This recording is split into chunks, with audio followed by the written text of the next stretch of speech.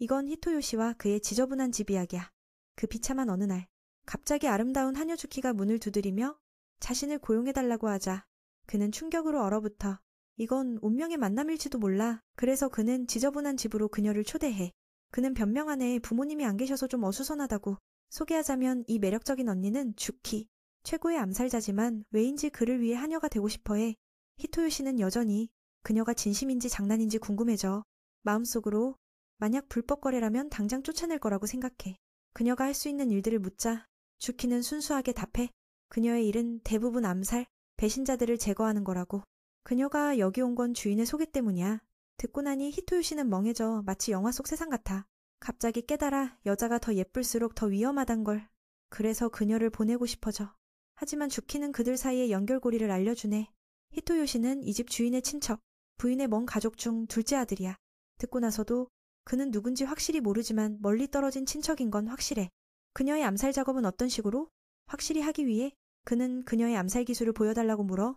그래서 정원으로 가서 주키는 몸에 숨긴 무기를 꺼내 아름다운 회전으로 나무에 칼을 날려 히토요시를 깜짝 놀라게 해. 이건 사람이라기보다 악마 같아. 그녀는 그 일에 열정적이고 보여주며 기뻐해. 정말 무섭게. 보통 암살할 때는 한 번에 끝내버려. 하지만 이건 그를 위해 보여주려고 한 거야. 그는 떨며 앉아. 만약 그녀를 화나게 하면 죽을지도 모른다고 생각해. 그는 누구와도 원한이 없어서 그녀의 암살 기술을 필요 없어. 게다가 그녀가 말하는 주인이 누군지 모르니 고용할 수 없어. 듣고 나니 주키는 조금 슬퍼하지만 어쩔 수 없어. 암살자지만 그녀는 착하고 떠나기 전에 인사해. 그는 조금 미안해져. 그 불쌍한 소녀는 자문하네. 왜 암살자로서 이런 걸 기대했는지. 갈 곳을 모른 채 갑자기 히토요시의 목소리를 듣네.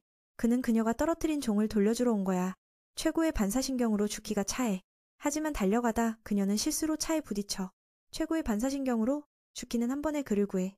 다행히 다치지 않았어. 그녀의 얼굴은 아름답고 그를 걱정하며 그는 감동받아. 이건 그녀가 처음 사람을 직접 구한 거라 심장이 빨리 뛰네. 왜 그런지 모르겠어. 히토요시는 그녀의 머리 장식 종을 돌려주고 그녀를 배웅해. 몇 초 후 그는 마음을 바꿔 청소할 사람을 찾고 있으니 그녀가 할 수 있냐고 물어. 그래서 나중에 그들은 집으로 돌아와 그녀의 무기 수집에 대해 이야기해. 전설처럼 칼은 인류의 첫 도구야. 사용법은 간단하지만 효과는 높아 한 번에 목숨을 앗아갈 수 있어. 갑자기 히토요시는 자신이 바보 같아서 암살자를 함께 살게 한 걸 후회해. 그는 다시 설명해. 이제부터 그녀는 청소만 하면 충분하다고. 그 하녀는 착각해서 그걸 사람 죽이는 일로 생각해. 그는 서둘러 설명해. 그건 암살자의 용어일 뿐. 여기서는 집 청소라는 뜻이야. 그가 쓰레기 봉투를 가리키자 주키는 그걸 시체 주머니로 생각해. 마음속으로 그는 위험하지만 그녀가 자신을 구했으니 나쁜 사람은 아니라고 생각해. 문제를 이해한 그녀는 순진하게 물어. 집일을 잘하면 여기에 머물 수 있나요? 유감스럽게 그녀는 칼 외에는 아무것도 만져본 적 없어서 서툴러. 자신이 쓸모없다고 느껴 그녀는 사과하고 다시 쫓겨날까봐 두려워하지만 그는 기회를 줘. 비록 집일은 못하지만 그녀의 암살 기술은 정말 최고야. 발을 헛디디지만 넘어지지 않아. 히토요시는 그녀가 슬퍼 보이자 위로하며 그녀에게 익숙하지 않은 일을 주고 수건으로 몸을 닦아줘. 그건 그녀의 마음을 사로잡아 암살자로서 그런 대우를 받은 적 없어. 그는 약속해. 쫓아내지 않고 그녀를 도와 더 나아지게 할게. 나중에 지도받고 두른 거실을 깨끗이 청소해. 히토요시는 예쁜 그녀에게 감사하고 그녀는 기뻐해. 식사 시간에 그는 하녀 언니에게 음식을 할 줄 아나 물어. 그녀의 표정이 슬퍼 보이니 아마 못할 거야. 그래서 그는 그녀를 먼저 목욕시키고 자신은 직접 해볼게. 나중에 욕실에서 주키는 그의 말들을 생각해. 세상에 이렇게 좋은 사람이 있을 줄 몰랐어. 그는 밖에서 그녀가 나올 때까지 기다리며 그녀의 뜨거운 모습을 기대했지만 여전히 원래 옷을 입고 있어. 야채 손질은 그녀가 맡아. 그녀처럼 칼 다루는 사람은 없어. 양배추를 하늘로 던지자 한 번에 딱 좋은 크기로 자르지. 그리고 양배추 사냥 임무를 끝낸 걸 기뻐해. 다음은 인스턴트 미소스프와 간단한 음식. 히토요시도 잘 모르니 그걸로 충분해. 주키에게 돈까츠 먹어봤나 물으면 안 먹어봤대. 정말 최고의 암살자. 그녀는 일에만 집중하고 먹는 건 어떻게든 해. 그녀에게 음식은 생명을 유지하는 거지 맛이나 모양은 의미 없어. 듣고 나니 그는 말해. 돈까츠를 먹으면 세상이 바뀔 거라고. 이건 60년 역사의 가게 음식. 이 동네의 자랑거리야. 여기서 다양한 메뉴를 만들고 맛있고 저렴해서 그가 배고플 때 항상 선택해. 집에 쓰레기가 많을 만해. 다 그 음식 포장지야. 주키는 순진하게 듣지만 여전히 무관심해. 무슨 말인지 모르겠어. 처음에 그녀는 그를 다 먹으라고 하지만 그럴 수 없어. 히토요시는 고기를 나누어 그녀에게 주며 가족처럼 먹어. 그렇게 그들은 돈까츠와 밥, 미소 수프를 즐겨. 주키는 먹어보지만 맛이 안 나. 고기부터 밥, 수프까지. 암살자의 삶이 그녀의, 특히 암살자의 일로 그녀의 미각이 사라진 듯해. 과거를 떠올리며 이건 그가 만든 음식이니 더 따뜻하게 느껴져. 맛있나 물으면 그를 기쁘게 하려 속이게 해. 그가 웃는 걸 보니 주키는 이게 어떤 힘인지 모르지만 그는 물보다 따뜻해. 그는 그녀를 위층방에 머물게 해. 청소는 안 했지만 침대 커버와 베개만 바꾸면 잘 수 있어. 실제로 그녀는 그런 거 필요 없어. 처음부터 그녀는 그냥 머물고만 있으면 돼. 그가 방을 준비해주자 그녀는 감사해. 그녀가 돈까츠를 소스 없이 먹는 걸 보고 그는 가르쳐줘. 주키가 따라하자 놀랍게도 미각이 돌아와. 그건 그의 진심이 깨운 거야. 이런 맛있는 걸 먹어본 적 없어. 말로 표현할 수 없어. 마음속으로 그 소스에 대해 생각해. 밤이 깊어 히토요시는 왜인지 목이 졸린 듯 울어. 실제로 과거의 악몽을 자주 봐. 방금 그랬어. 매번 울어버려. 시계를 보니 새벽 3시. 배가 고파. 보통 주방에 라면이 있으니 내려가. 의외로 이상한 소리를 듣고 오늘의 하녀 암살자를 떠올리며 무슨 일이 일어났나 싶어. 엿보게 해. 주키는 새하얀 잠옷을 입고 마치 유령처럼 보여. 하지만 자세히 보니 꽤 귀여워. 그 소스가 너무 맛있어서 몰래 먹으러 내려왔어. 잠시 후 자신이 한 일을 깨닫고 사과해 그의 소중한 걸 훔쳐 먹었나 봐. 그는 화내지 않고 그녀가 아무 잘못 없단 걸 알며 안도해. 그녀도 배고파하니 라면을 함께 만들어줄게. 모르겠지만 주키는 말해. 만약 내가 죽는다면 이 소스 맛을 다시 한번 느끼고 싶어. 그 말로 히토요시는 새 아이디어를 얻어. 그는 찬장에 있는 걸 다 꺼내 소스에 찍어 먹게 해. 하녀는 그 신성한 소스로 기뻐하며 뭐든 찍는 건 상관없어. 잠시 후 주키는 그의 악몽에 대해 물어. 이 질문 정말 놀랍네. 그녀는 내려오다 그의 신음소리를 듣고 처음엔 암살자가 공격하나 싶어 무기를 들고 확인했어. 결과는 그가 많이 울었을 뿐이야. 듣고 나니 히토요시는 자신의 약함을 여자에게 보인 게 창피해. 하녀는 더해 그는 꿈속에서 엄마를 여러 번 불렀어. 놀랍게도 주키도 꿈을 꿨어. 돈까츠 소스와 이야기하는 걸. 소스가 커서 그녀가 평생 핥아도 안 없어질 거래. 클라이막스일 때 깨버려. 그래서 그 아름다운 꿈이 깨졌어. 듣고 나니 히토요시는 할 말이 없어. 게다가 이게 그녀의 최강 꿈이야. 과거엔 피만 보였어. 깨고 나서도 오늘처럼 느낌이 없었어. 그 소스 거인을 다시 맛보고 싶어. 그가 울었단 걸 듣고 그녀는 슬퍼. 어떻게 위로할지 모르겠어. 그 진심 어린 말에 그는 기뻐하며 자신이 버려졌단 걸 털어놔. 악몽 때마다 엄마가 무릎을 베개로 해줬어. 듣고 나니 주키는 그를 초대하지만 거절해. 그건 어렸을 때 일이고 이제 어른이야. 전통에 어긋날까봐. 하녀는 그 말을 듣고 자신은 사람 죽이는 데만 태어났단 부정적인 생각에 빠져. 무너질 듯할 때 그는 갑자기 누워 그녀를 격려해. 이미 중독됐는데 왜 주저해? 주키는 그를 부르고 잠에 들게 해. 아니면 그 몸으로 어떻게 잘까? 몇 날 동안 함께하며 주키는 그를 구한 순간을 생각해. 그녀의 심장은 터질 듯하고 피가 끓어. 이런 느낌 한 번도 없었어. 수십 명의 적과 싸울 때도 이렇게 흥분된 적 없어. 몸이 스스로 움직여. 히토요시가 왜 그런지 모르겠어.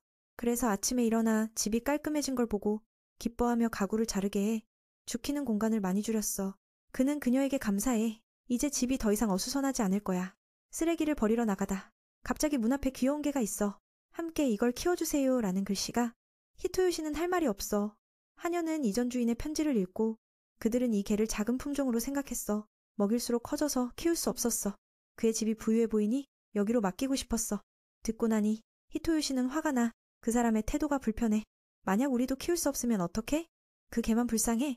그 재밌는 얼굴을 보고 그는 안아보게 해. 하녀가 묻지? 이걸 키울래? 당연히 더운 날씨에 버릴 수 없어. 그건 크기만 커진 거야. 실제로 나이는 어리고 며칠 못 버틸 거야. 주키는 다르게 생각해.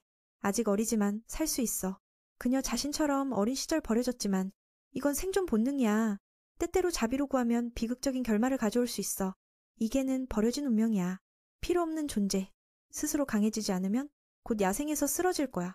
히토요시, 자비로 구하면 그 책임이 나중에 너를 괴롭힐 거야. 이걸 감당할 수 있나? 그는 그녀의 깊은 말 뜻을 이해 못해. 주키는 그게 그녀의 경험이라고 말해. 하지만 이건 개야. 비교하면 다르지.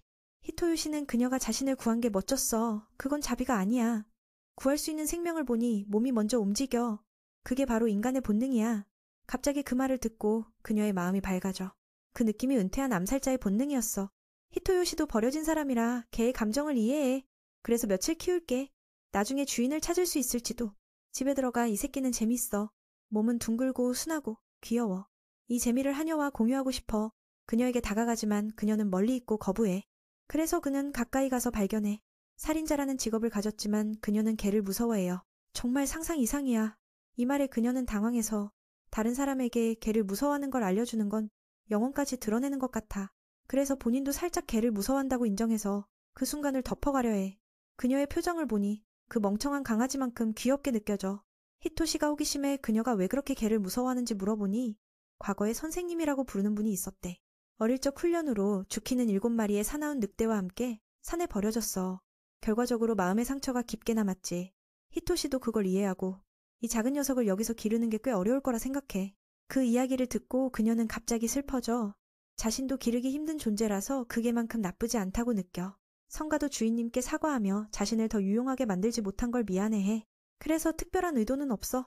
그냥 이 작은 녀석이 진짜 가족을 찾아서 외로움을 견디지 않길 바래. 그래서 앞으로 그녀가 무서워하는 걸 알면서도 히토시는 그녀에게 조금 참아주길 부탁해. 히토시의 진심을 이해한 그녀는 그 녀석을 안아보기로 동의해봐서 문제가 없을지 확인해. 결과는 바로 이 모양이라 히토시가 할 말이 없어. 그녀가 무서워하는 걸 보니 히토시는 그 녀석이 아주 젠틀하다고 말해. 물지 않을 거라고. 그 말을 막 끝내자마자 그 뚱뚱한 녀석이 손을 물어서 주키가 깜짝 놀라 영혼이 반쯤 날아가 버려. 히토시의 눈에는 이 강아지가 구운 모치처럼 보일 뿐이야. 듣고 나서 하녀 언니도 충격받아. 그녀의 눈에는 이 생물이 송곳니가 날카롭고 발톱이 예리하며 강자의 눈빛을 가졌어. 정말 개를 무서워하는 사람에게는 완벽한 파괴 콤보지. 물린 주키는 그 녀석을 멀리 던질까 생각해. 다행히 히토시가 제때 막아. 이 이후로 그녀는 3번은 더 무서워할 거야. 그래서 그녀는 약함을 사과하며 주인님이 부탁한 걸 해내지 못한 걸 미안해해. 히토시도 물려서 알게 됐어. 이 녀석이 이빨이 간지러운 거였어. 그냥 음식을 사러 가는 길에 커플은 동물병원에 들러 검진과 필요한 물건을 사서 키울 수 있게 해. 들어가자마자 모두가 그 아름다운 하녀 언니를 쳐다봐. 그 개는 이미 익숙해졌고 그래서 그녀에게 고품질 물건을 몇 개 사서 그 강아지가 기뻐서 몸이 떨리게 해. 오후가 되니 그 녀석이 비틀비틀 걸을 수 있게 돼. 히토시도 그녀에게 고마움을 표현해 자신을 위해 노력해줘서. 반대로 주키는 그가 정말 선량하다고 느껴. 그녀가 겪은 살인자의 세계에서 찾아볼 수 없는 거야. 그녀가 살던 곳에서 실패라는 단어는 절대 용납되지 않아. 그래서 부드럽게 대할 때마다 그녀는 그들 사이에 큰 거리가 느껴져. 전에 주키는 명령대로만 따르기만 했어. 하지만 히토시가 원하는 건 그녀가 한 번도 해본 적 없는 거야. 이게 그녀를 헤매게 해서 여러 번 실패하게 해. 그런데 히토시는 한 번도 꾸중하지 않아. 그래서 그녀의 마음에 무거운 짐이 쌓여. 히토시를 위해 유용한 사람이 되고 싶어. 존재할 자격을 얻기 위해. 왜냐면 그녀가 살던 그 잔인한 세계는 강한 자만 살아남는 게임 같으니까. 남자든 여자든 노인이든 젊은이든 능력이 있으면 돼. 그녀처럼 살아남고 싶은 자들은 말할 수 없는 고통을 겪어야 해. 하지만 그와 함께 사는 건 달라. 많은 제한이 있음에도 히토시는 한 번도 야단치지 않았어. 자신이 그 강아지처럼 어릴 때 구해줬다면 세상의 따뜻함을 느꼈을 거라 생각해. 동시에 히토시가 원하는 존재가 될 수 있을 거야. 여기서 살 수 있을지, 이 인간 세상이 자신 같은 자를 필요로 할지 자문해. 히토시가 대답하려 할 때 강아지가 그를 다른 곳으로 끌고 가. 그냥 멍청해 보이지만 이 녀석은 꽤 세. 그 후 히토시는 웃으며 하녀 언니가 과거 직업을 포기하고 평범한 사람으로 살고 싶어 하냐고 물어. 그렇다면 정말 멋진 일이야. 그의 말처럼 그녀는 그걸 한 번도 생각해 본 적 없어. 지금까지 살인은 유일한 생존 방법이었으니까. 그런데 히토시는 모든 걸 포기하고 평범하게 살 수 있다고 말해. 그녀는 속으로 자신을 위한 다른 곳이 있다면 히토시에 대해 더 알아보고 싶어해. 히토시도 처음 그녀를 만났을 때 무서웠다고 인정해. 그건 당연해. 실생활에서 살인자를 본 적 없으니까. 하지만 며칠 함께 살면서 그는 그녀가 좋은 사람임을 알게 됐어. 이 말에 그녀는 어린 시절 잃어버린 기억을 떠올려. 그래서 주인님에게 평범한 사람이 되는 법을 가르쳐달라고 부탁해. 그 질문에 바로 답하기는 어려워. 하지만 가장 눈에 띄는 건 그녀의 일상 실패야. 평범한 사람이라면 당연히 몇 번 실패할 수 있어. 그러니 그걸 부끄러워할 필요 없어. 다음 날 강아지가 에어컨 아래서 편안히 누워있는 동안 주키는 평범한 사람처럼 채소를 자르는 법을 배우고 있어. 그녀의 칼 기술이 뛰어나서 이 리듬으로 자르는 건 어렵지 않아. 단지 집중만 하면 돼. 그런데 갑자기 강아지가 나타나서 그녀를 놀라게 해. 자신 같은 살인자가 뒤에서 접근당하다니 믿기지 않아? 그래서 이 강아지가 조금 이상하다고 생각해. 더 자세히 보니 그 녀석의 몸이 떨리고 있어. 배고파서 그런 거지. 무서워서가 아니야. 주키는 왜 이 녀석의 감정을 알 수 있는지 모르겠어.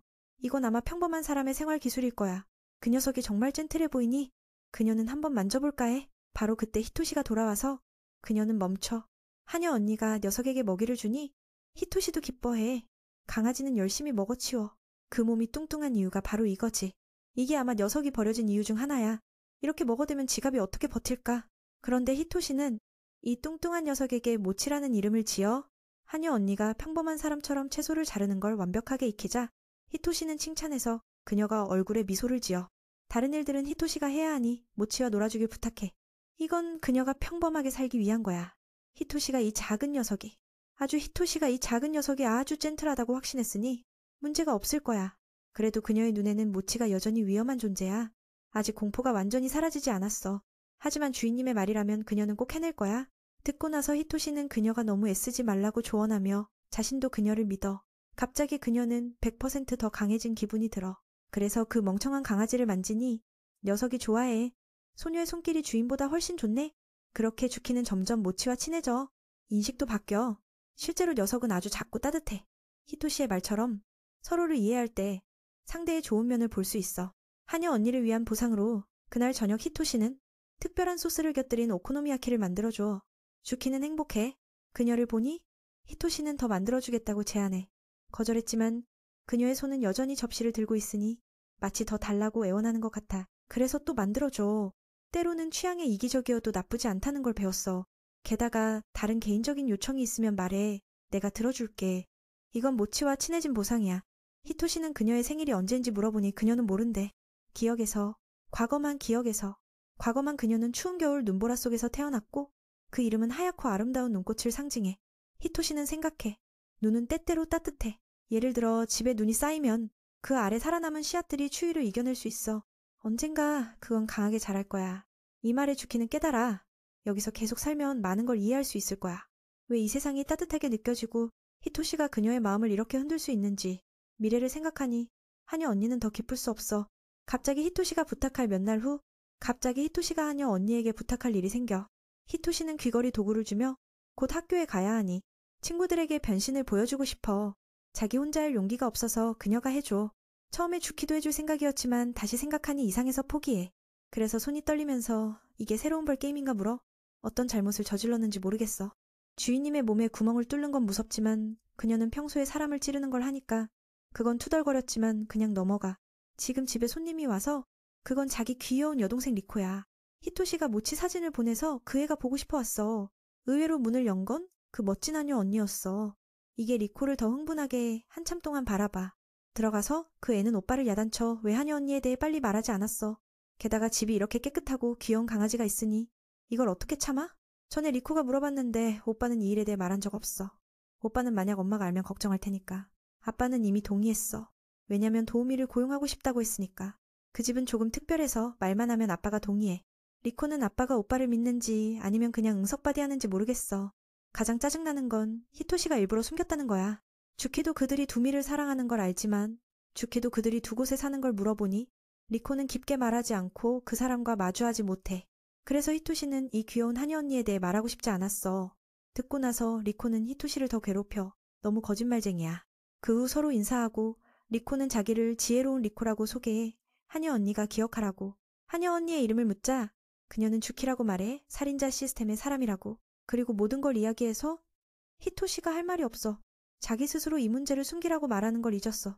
리코가 놀라서 소리를 지를 줄 알았는데 오히려 그 애는 하녀 언니를 가장 멋진 사람이라고 생각해. 그래서 서둘러 사인해달라고 노트에 부탁해. 그걸 보고 글을 모르지만 주키는 그래도 이름을 그려서 리코를 기쁘게 해. 하녀 언니를 보니 살인자 같지 않고 그냥 귀족 아가씨처럼 느껴져. 그냥 앉아있음에도 아름다움이 죽음처럼 강력해. 그린 후 두 형제는 상상과 다르게 충격받았어. 그래도 사인이 됐으니 감사해. 하녀 언니의 글씨가 정말 독특하다고 칭찬해. 여기서 그들은 그녀가 글을 모르지만 외국어 실력이 최고라는 걸 알게 돼. 살인자 직업 때문에 주키는 여러 언어를 배웠고 지금은 12개 언어를 할 수 있어. 서예를 배우지 못해서 사인이 초등학생처럼 나와서 부끄러워해. 리코는 그걸 비난하지 않고 오히려 더 귀엽게 느껴. 듣고 나서 하녀 언니도 더 기뻐해. 갑자기 그때 리코가 아이디어를 떠올려. 하녀 언니를 여름방학 자유연구 주제로 삼고 싶대. 히토시는 막을 수 없어서 머리를 쥐어뜯어. 이 애가 무슨 짓을 할지 모르겠어. 주키의 의견을 묻자 당연히 동의해. 리코가 주인님의 여동생이니까. 이 애의 첫 번째 바람은 하녀 언니의 살인자 본능을 보는 거야. 듣고 나서 히토시는 경고해. 그런 건 선생님께 제출할 글에 쓰지 마. 리코는 오케이. 그냥 그녀를 아름다운 살인자 하녀처럼 비유할게. 듣고 나서 주키는 두 형제를 정원으로 데려가서 보여줘. 리코가 너무 흥분해서 하녀 언니가 칼을 던지게 목표물이 돼. 바로 주키가 공중으로 날아다니며 무기를 날려 리코 머리 위 사과를 꿰뚫어. 히토시는 이 광경에 심장이 아파. 하지만 리코의 멍청한 표정을 보니 괜찮을 거야. 그리고 리코가 물어. 하녀 언니가 칼을 어디서 꺼내는지 보이지 않았어. 그녀는 오단에 무기를 숨긴다고 말해. 평소에는 16개의 칼을 가지고 다니지만 히토시가 잔소리해서 지금은 5개만 있어. 하나가 가슴 뒤에, 4개는 치마 아래에 각 다리에 2개씩. 언제든 꺼내 싸울 수 있어. 이 치마를 올리는 걸 보고 히토시는 더 깊게 파지 말라고 막아. 게다가 하녀 언니의 몸에는 다른 귀여운 장신구들도 많아. 예를 들어 종처럼. 리코가 물어 살인자로서 불편하지 않냐고. 주키는 설명해. 저기 종소리를 들으면 이미 숨이 끊어졌으니까. 괜찮아. 듣고 나서 리코는 하녀 언니를 더 멋지게 느껴. 따라하고 싶어. 그 말 때문에 너무 재밌게 놀아서 리코의 배가 고파. 알아서 히토시는 웃으며 음식을 만들어주고 싶어. 리코는 하녀 언니가 밥을 해달라고 하고 그녀의 특기가 뭐냐고 물으니 채소 자르는 게 요리인가 모르겠어. 바로 리코에게 보여줘. 지금까지 할 수 있는 최선이니까. 아니면 요리는 히토시가 하거나 사온 거야. 효율적으로 채소를 자르는 법을 깨닫고 주키는 맛있는 채소 접시를 완성해. 그래도 리코가 배추만 먹을 수 없어. 그래서 함께 햄버거 가게로 가. 사람들이 여름 불꽃 축제 포스터를 붙여놓으니 리코는 가보고 싶어. 히토시는 반대하지 않고 하녀 언니에게 축제에서 좋아하는 신성한 소스를 곁들인 떡을 즐길 수 있다고 알려. 그 말만으로도 주키는 침이 흘러. 주인님, 저를 데려가 주세요. 허락이 떨어지자 리코의 마음이 환하게 빛나요. 먼저 재밌는 걸 찾아보기로 하고 그들은 그곳으로 향해요. 리코가 기뻐하며 주키 누나의 손을 잡고 재밌는 걸 찾아 나서요. 먼저 총 쏘는 가게에 들러 귀여운 곰인형을 노리기로 해요. 아쉽게도 리코는 실패해요. 돌아보니 하녀 누나가 더 서툴다니 진짜 암살자답네요. 하지만 그녀는 칼만 다루지 총은 무서워해요. 다음은 흥미로운 물고기 잡기 게임이에요. 주키가 많이 잡아 가게 주인이 깜짝 놀라요. 여동생도 팁을 물어보고 하녀 누나를 물고기 잡기의 대가로 여겨요. 그녀는 목표를 숨기고 빠르게 끝내야 한다고 조언해요. 이제 끝났어요. 손을 잡고 여동생에게 가르쳐주네요. 이 장면에서 헨리 주인은 정말 부드럽고 친절한 누나를 두었어요. 그녀조차 그런 칭찬을 받을 줄 몰랐어요. 잠시 후 그들은 떡 파는 가게로 가서 다양한 커스터 소스를 봐요. 그들도 떡에 소스를 뿌려 그녀가 행복해져요. 리코는 주키 누나의 소스 취향을 알며 그저 신기해요. 맛있게 먹기만 하면 돼요. 주키의 먹는 방식은 다람쥐처럼 재미있어 여동생이 웃음을 터요. 그 얼굴을 보니 말문이 막혀요. 히토요시가 그 얼굴을 보니 말문이 막혀요. 가게 주인이 그녀가 맛있게 먹는 걸 보고 노고가 보답받은 듯 기뻐요. 그래서 소스 한 병과 떡 주머니를 선물로 주자 주키가 기뻐해요.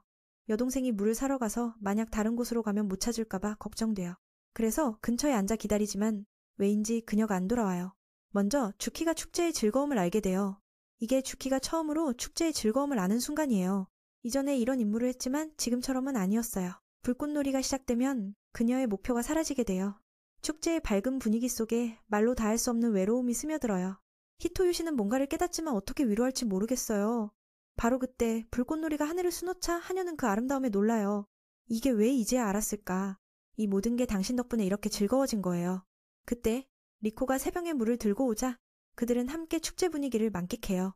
하녀 누나가 미소 짓는 걸 보니 갑자기 마음이 설레요. 아마도 그녀를 좋아하게 된 거예요. 불꽃놀이가 끝나서 마침내 불꽃놀이가 끝나자 3명이 손을 잡고 집으로 가요. 리코는 오랜만에 오빠와 이렇게 놀아서 만족해요. 게다가 떡과 소스를 가져왔어요. 그녀의 기록에 따르면 주키가 8개를 먹었으니 오늘 더는 먹지 말라고 금지했어요. 그녀도 순종하는 척하니 히토요시는 누가 누나인지 모르겠어요. 갑자기 도둑이 차를 타고 지나가며 위험을 일으켜요. 다행히 주키가 있어서 여동생이 안전해요. 아니면 그 도둑의 희생자가 됐을 텐데 여동생은 미녀가 공주처럼 안아주니 기쁨을 표현할 수 없어요. 슬프게도 주키의 떡 주머니와 소스가 망가졌어요. 히토요시는 그런 놈들이 너무하니 벌을 받아야 한다고 생각해요. 그런 놈이 그녀의 음식을 망가뜨리다니 게다가 내 말까지 암살자는 뭔가 해야 할 것 같아요. 그녀는 진지 모드로 전환, 지름길로 도둑을 쫓아가요. 베테랑 암살자의 속도로 그를 따라잡아요. 더 중요한 건 히토요시는 막지 않으면 그 도둑이 죽을지도 몰라요. 반대로 여동생은 이게 너무 흥분돼요. 하녀, 누나가 그 악당을 어떻게 다루는지 보고 싶어요.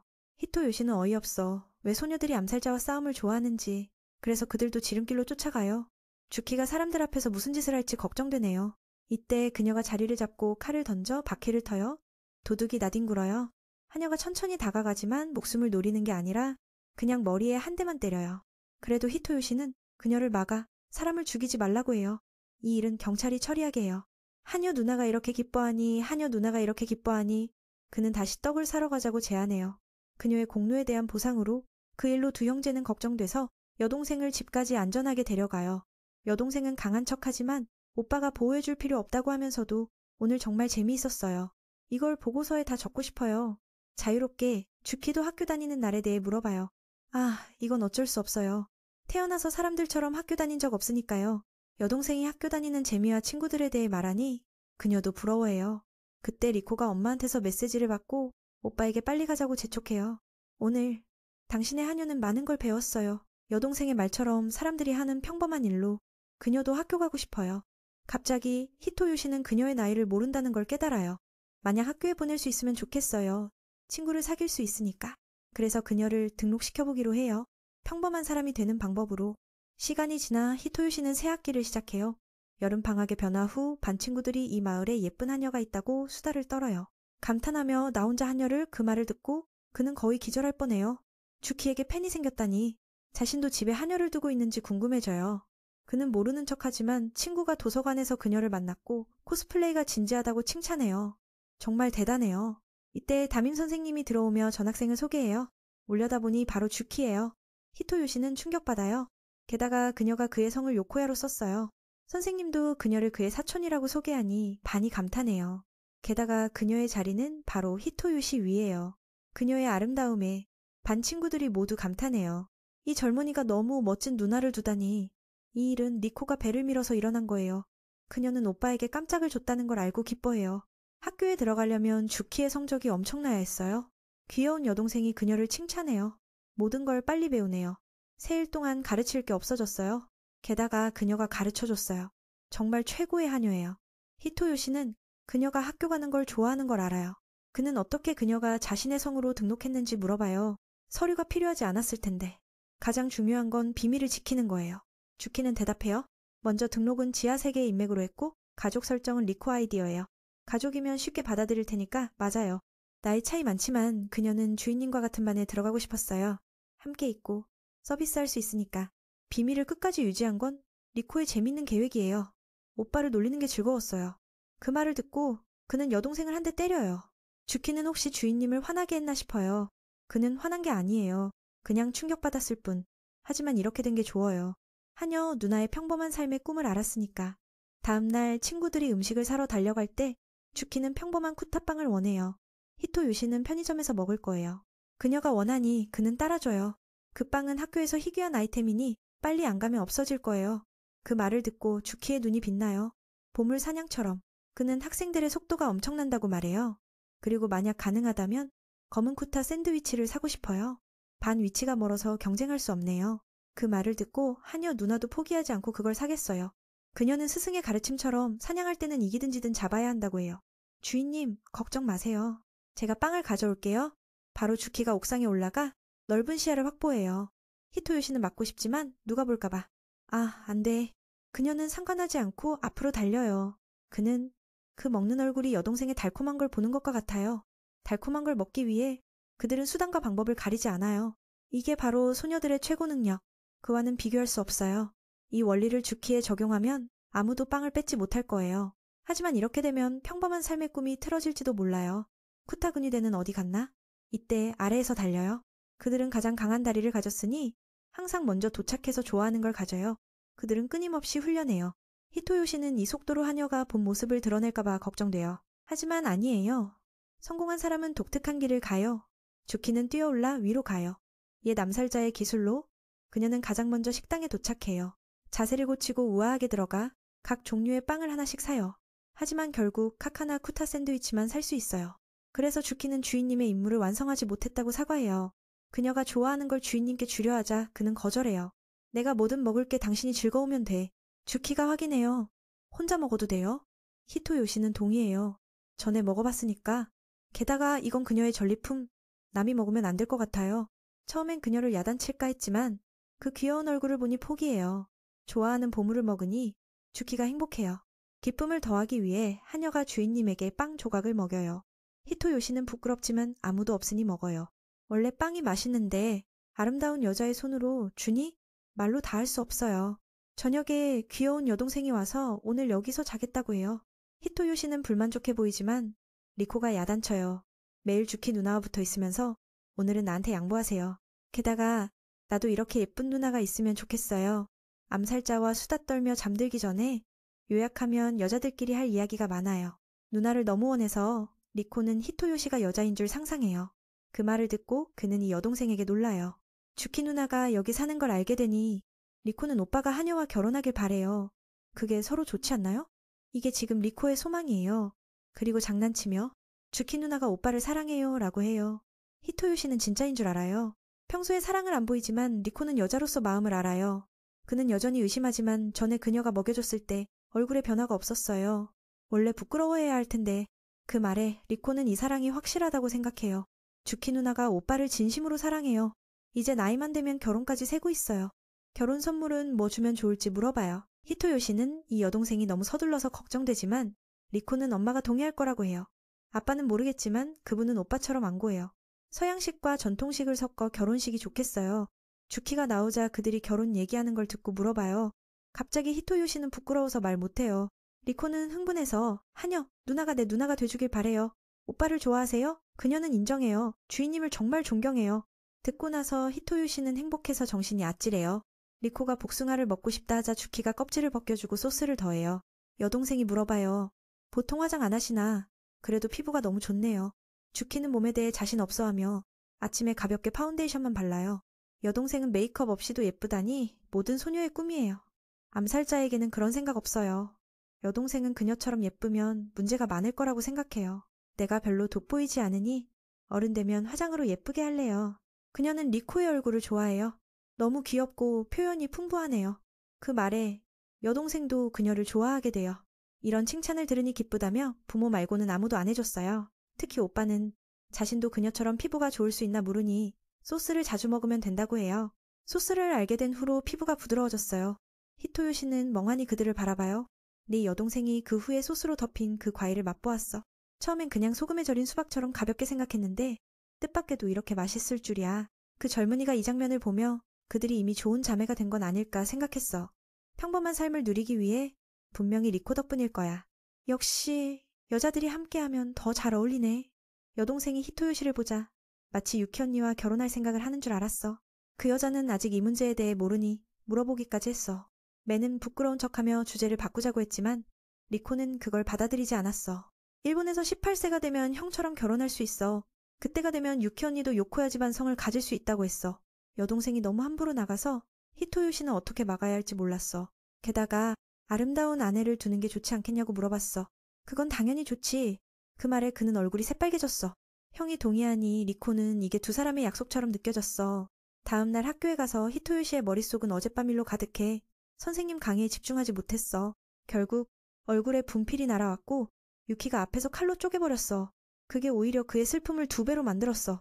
그녀는 너무 놀라서 그저 분필을 막으려 했을 뿐이었어. 반 전체가 충격을 받아 선생님도 깜짝 놀랐어. 이러다 소송 걸면 감옥 갈 수도 있겠네. 맞아.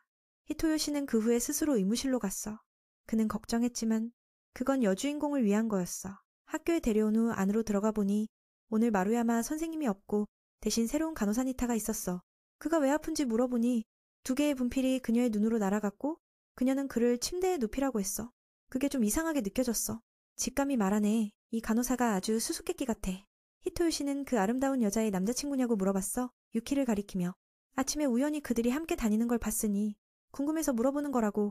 그는 그게 사촌 언니라고 하자 그녀는 흥분해서 웃었고 그의 얼굴을 좋아한다고 농담했어. 검사 후 히토요시의 눈이 괜찮다고 하자 니타는 그를 눌러서 공격했어. 그 청년은 겁에 질려 자신은 그녀의 먹잇감일 뿐이었어. 그의 얼굴이 너무 귀엽다며 그녀는 그의 바지를 벗기려 했지만 갑자기 아름다운 유키가 나타나 문을 부수고 들어왔어. 주인을 위험에 처한 걸 느꼈으니까. 두 강자의 시선이 마주치며 히토요시에게 무슨 일이냐고 물었어. 그는 울면서 여주인공에게 달려가 보호를 구했고 그녀는 그냥 장난친 거라고 말했어. 그를 떨고 있는 햄스터처럼 비유하며 자신은 귀여운 고양이 같아서 유키가 비슷하다고 생각하냐고 물었지만 그녀는 아무 말도 안 했어. 히토요시는 가장 순진한 사람이야. 상대가 누구인지 아직 모르니까. 여주인공은 그를 자신의 곁으로 끌어당기며 그녀는 상대에게 다가오지 말라고 경고했어. 그 청년은 그녀가 질투하는 줄 알았어. 그렇게 그들은 조심스럽게 떠났어. 마음속에 경계를 높이며 유키는 그를 다른 곳으로 데려가며 먼저 눈을 다치게 해서 미안하다고 했어. 그는 고백받을 줄 알았지만 아니었어. 여주인공은 그 여자가 자신과 같은 종류라고 했어. 즉, 그녀도 암살자지만 목적이 모호해. 방 안에서 유키의 지난밤 즐거운 모습이 모두 기록되었어. 니타는 그녀가 임무로 온 줄 알았는데 가족놀이를 하다니 그래서 모두 부수고 싶어졌어. 그녀는 돈에 집착하는 사람이야. 동시에 산토리니 섬에서 많은 좋은 남자들에게 둘러싸여 여유로운 삶을 꿈꾸지. 그 목적을 위해 그녀는 정보를 모으고 수많은 살인을 저지르지. 지금 그녀는 그 꿈을 실현할 수 있는 완벽한 먹잇감을 찾았어. 바로 사랑스러운 여주인공. 더 정확히는 슈에라는 별명을 가진 최고의 암살자를 제거하는 거야.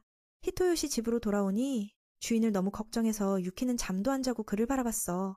아름다운 여자가 이렇게 주목하니 그는 도저히 잠들 수 없었어. 언제 학교에 그 의심스러운 자가 나타날지 모르니 경계를 해야 해. 더 중요한 건 그녀의 머릿속에 그가 시선에서 벗어나면 언제든 찢겨질 수 있다는 생각이야. 그래서 그 여자가 누구인지 알 때까지 유키는 그와 영원히 함께하고 싶어. 그는 잠이 안 온다고 했어. 더 좋은 방법이 없을까? 그는 잠이 안 온다고 했어. 더 좋은 방법이 없을까? 알았어. 내가 옆에 누워줄게. 그렇게 하면 쉬울 테니까. 이 장면에 그는 얼굴이 새빨개졌고 유키는 매우 기뻐했어. 그의 머리를 자신의 무릎에 올려놓고 싶다고 했지만 적이 공격하면 움직임이 제한될 테니까. 히토요시는 기뻐서 거절하지 못했어. 대신 그녀를 걱정했어? 그 말을 듣고 여주인공은 기쁘게 수줍어했어. 그를 안심시키며 그런 적이라면 한 손으로도 반격할 수 있다고 했어. 이건 그녀의 능력이 얼마나 대단한지 보여주네.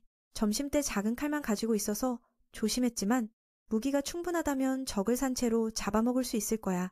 유키는 상대가 직접 자신을 노리지 않을 테니 확실히 히토요시를 목표로 할 거라고 생각해. 여주인공은 이게 과거의 원한일지도 모르고 어떻게 그녀를 감지했는지 모르겠어. 만약 그렇다면 그를 연루시켜서 여기 있을 면목이 없어. 그래서 집안에서 위험을 막기 위해 노력할게. 어쨌든 싸움은 그녀의 최고 강점이고 히토요시가 편히 잘하고 해. 그에게 그는 단순히 머물 곳을 제공한 게 아니라 마음의 따뜻함을 줬어. 그 말을 듣고 그는 기뻐했지만 여전히 그녀를 걱정하며 자신도 그녀를 잃고 싶지 않대. 창문을 열어 시원하게 하려 하자 유키가 막았어. 원거리 저격수가 있을지도 모르니까. 갑자기 쿠타 소스의 냄새가 나서 그녀는 흥미를 느꼈어. 이 밤에 누가 요리를 하니? 분명 그 여자의 계략일 거야. 조금 방심하자 그레이가 히토요시를 잡았어. 그녀는 너무 서툴러서 속았단 말이야. 그녀는 고양이 같은 전투 스타일로 가볍게 움직였어. 상대를 렁쉔 그유트의 마일랑이라고 불렀어. 유키가 뭔가 하려 하자 그레이가 히토요시를 죽이겠다고 위협했어. 여주인공의 분노가 치밀어. 그녀는 눈빛만으로 그 여자를 겁주며 그가 다치면 죽음 이상의 고통을 주겠다고 했어. 그레이는 마크랑의 발톱이 여전히 날카롭단 걸 알았어. 그래서 걱정됐어. 그녀는 자신의 기술로 천년을 살아도 정면으로 대적할 수 없으니 히토요시를 발판으로 기회를 찾았어. 자정이 시에 학교로 와서 구하라고 했어. 실제로 유키는 언제든 그녀를 죽일 수 있지만 히토요시와 함께 산 후로는 더 이상 그럴 수 없어. 그가 시체를 보면 슬퍼할 테니까. 스승의 말이 머릿속에 떠올라. 유키는 여전히 최고의 암살자야. 몸에 죽음의 냄새가 배어있지. 그럼에도 이번엔 바꾸고 싶어. 자신 때문에 그가 연루됐단 자책감이 들어. 그래서 그녀는 그 여자를 죽이기로 결심했어. 동시에 여기 있었던 흔적을 지우며 비슷한 일이 일어나지 않게. 하지만 갑자기 그의 말이 그녀의 생각을 바꿨어. 여기서야 비로소 사랑받고 자유롭게 살 수 있으니까. 히토요시는 떠나고 싶지 않다고 했으니 그녀는 계획을 바꿨어. 그레이는 이제 모든 걸 준비해 그 용을 잡을 준비를 했어. 그래서 그녀는 겁에 질려 변태처럼 보였어. 그녀는 이게 그 청년에게 딱 맞는다고 느꼈어. 그를 화나게 하며 어떻게 암살자에게 잡혀도 겁먹지 않니? 마치 태어날 때부터 영웅의 피가 흐르는 것처럼. 그래서 목숨이 그녀의 손에 쥐어져 있음에도 그레이는 위협했어. 언제든 그의 심장을 부술 수 있다고. 이 비극의 원인은 여주인공 때문이야. 그녀 때문에 부르니 그를 따라다녔어. 그를 미워하거나 슬퍼하니? 그의 얼굴은 그랬어. 겁이 나지 않단 말은 거짓이지만 그는 유키가 자신을 구할 거란 걸 알아. 그래서 지금 할 수 있는 건 여주인공을 믿는 거야. 그 말을 듣고 그레이도 그를 칭찬했어. 겉모습보다 훨씬 용감하네. 어쩌면 익명의 암살자의 아들이 아닐까. 심지어 슈에를 길들였으니까. 그는 그에게 별 관심 없어. 단지 유키를 직접 손으로 짜부라지게 만들고 싶을 뿐이야. 그렇게 하면 상금도 받고 명성도 얻을 테니까. 그는 어리석게도 슈에가 여주인을 가리키는지 물었어. 가장 놀란 건 그녀야. 어떻게 슈에와 함께 있으면서 그녀의 정체를 모르니? 그가 아는 건 유키가 최고의 암살자라는 거지. 그레이처럼 업계 사람들에겐 그녀를 괴물로 봐. 세상에 많은 위험한 자들이 있지만 특히 슈에는 눈도 깜빡이지 않고 사람을 죽여. 유키는 파괴의 기계라고 해도 과언 아니고 롱샹그유트의 네 번째 자식으로 전투력은 용처럼 별명은 바이크랑이야. 롱셴 그우트의 슈에는 전 세계에서 온 인재들로 이루어진 가장 위험한 암살자 조직이야. 전설처럼 사회가 변동하면 그들의 손이 개입되고 그 힘 때문에 많은 적들이 있어. 다시 말해, 슈에의 머리를 베면 그녀는 유명해질 테고 일과 상금이 늘어나 꿈이 현실이 될 거야. 듣고 나서 히토유 씨는 그녀를 지루한 눈으로 봤어. 암살자가 이런 식이구나.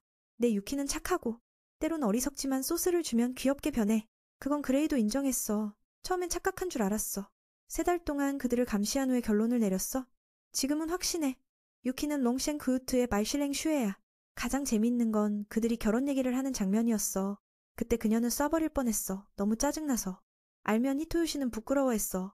그날 정말 즐거웠으니까. 이 시점에서 그녀는 그를 다르게 봤어. 보통 사람이 이렇게 태연하게 생사를 마주하나?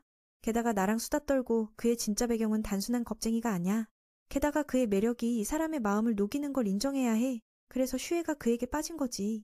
이건 그레이에게 이점이 돼. 사랑할수록 약해지니까. 이 강한 세계에선 규칙 따위 없어. 목적을 위해 모든 수단을 쓰지. 약속된 시간에 유키가 도착해 구출을 시작했어. 상대가 총으로 쏘았지만 쪼개졌어. 이 장면은 영화에서나 볼 법한데 유키가 해냈어. 그레이는 유키의 발치에 폭탄을 터뜨렸어. 그녀는 바크랑의 2다리를 부쉈다고 기뻐했지만 아직 끝나지 않았어. 그녀는 공격당했지만 막았어. 히토요 씨는 여주인공을 걱정하며 상대가 너무 비열하게 싸워. 그녀는 주인에게 안심하라고 했어. 모든 게 잘 될 테니까. 그 말을 듣고 그 여자는 화가 치밀어. 싸우는데도 서로 얘기할 수 있단 게 자신을 무시하는 거라면서 그녀는 입으로 공격했어.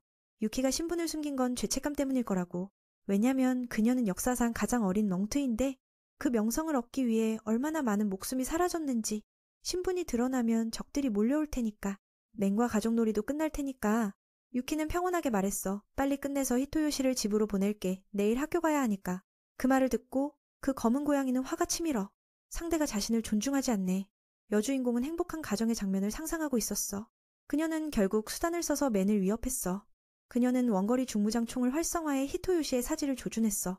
유키는 움직이지 말라고 했지만 말하기도 전에 그녀는 놀라운 속도로 다가갔어. 이건 너무 예상 밖이었어. 놀랐지만 그레이는 총을 발사했어. 유키가 히토요 씨의 생명을 신경 쓰지 않는 줄 알았지만 아니야. 그녀는 자신의 최고 기술로 총알을 막을 수 있다고 자신했어. 당황한 상대가 다른 방법을 쓰려 하자 전화를 파괴했어. 승패가 명확해졌어. 그녀는 롱셴 그유트의 4번째 멤버임을 깨달았어. 역시 보통이 아니네. 그녀는 여전히 그 청년을 노렸어. 결과적으로 맞고 날아갔어. 거의 죽을 뻔했어. 다행히 유키는 신경 쓰지 않았어. 그녀의 나쁜 말을 무시하며. 그레이는 암살자의 그림자에서 벗기는 불가능하단 걸 알았어. 그리고 무엇을 하든 그녀는 여전히 슈에야. 확실히 비슷한 자들이 올 테고 유키를 노려 명성을 쌓을 거야. 그녀에게 물었어. 그들을 모두 죽일 거야? 여주인공은 자신이 그런 사람이라고 인정했어. 한때 살인이 유일한 삶이라고 생각했지. 하지만 지금은 다르지. 누구도 죽이지 않을 테고 누구도 자신 때문에 죽지 않게 할게. 이제부터 무슨 일이 일어나도 그녀는 히토요 씨가 준 평범한 삶을 지킬 거야. 이건 그레이가 슈에 대해 들은 것과 완전히 다르지. 최고의 암살자는 사냥감을 끝까지 쫓아가. 그녀는 만약 죽이고 싶었다면 이미 목숨을 취했을 거란 걸 알았어. 히토요 씨는 구해졌어. 매우 기뻐했어.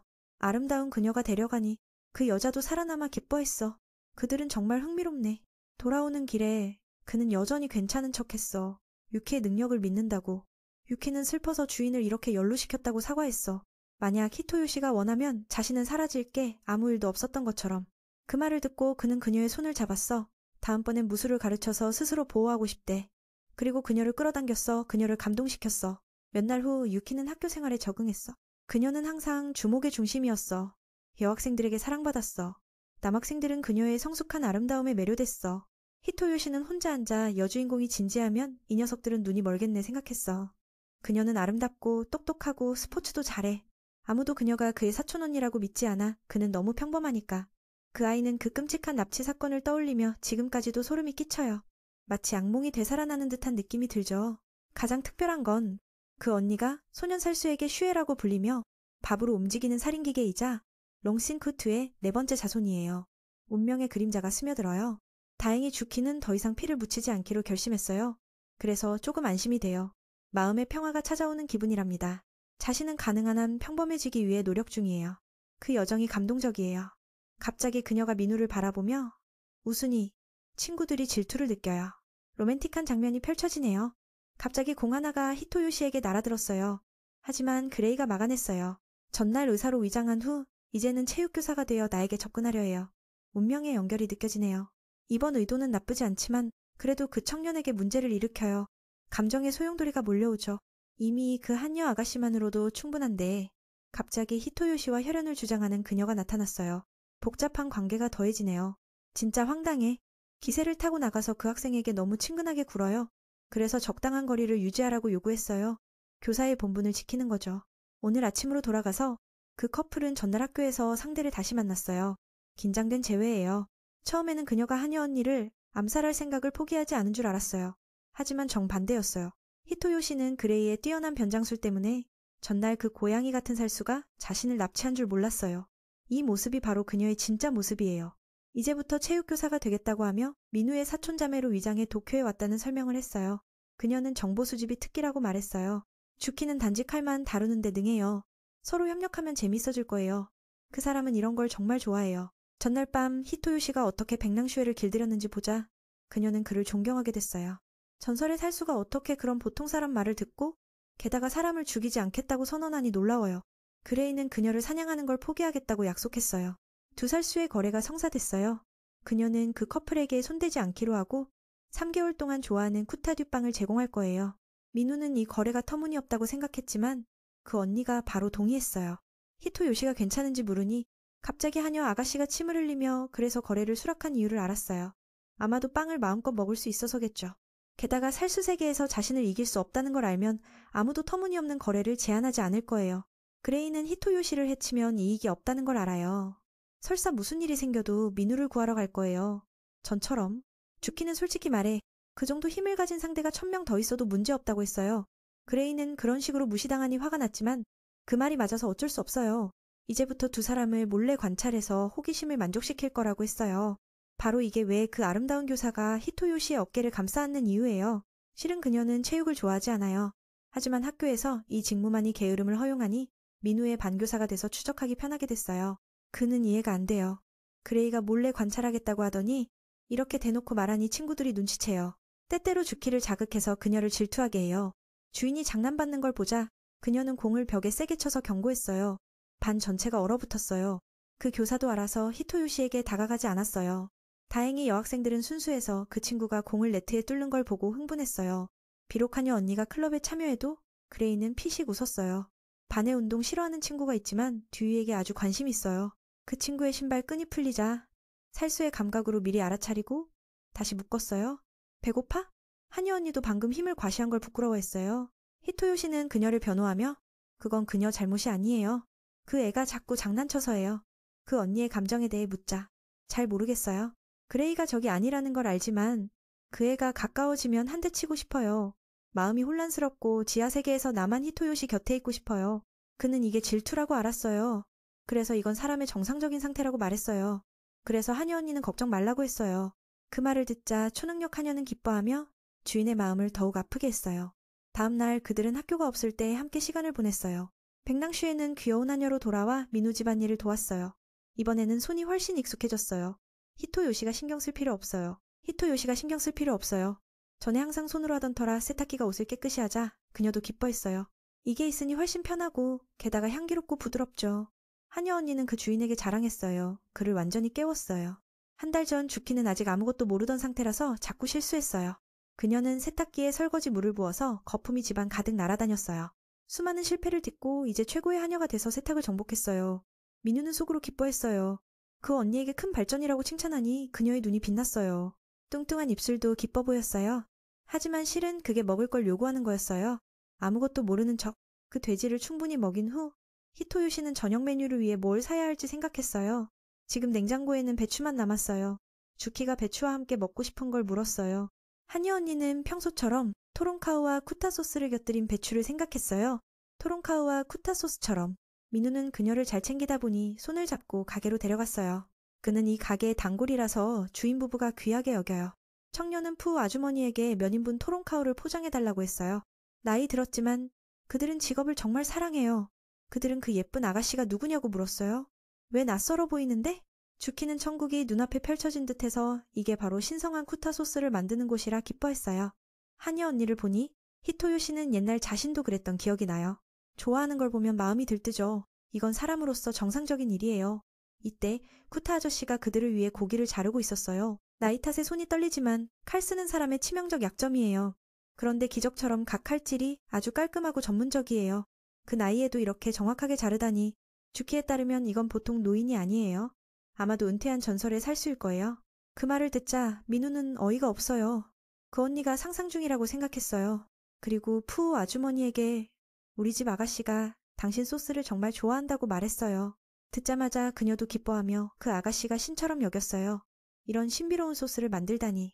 히토 요시는 그 부부의 튀김을 항상 향기롭고 바삭바삭하다고 칭찬했어요.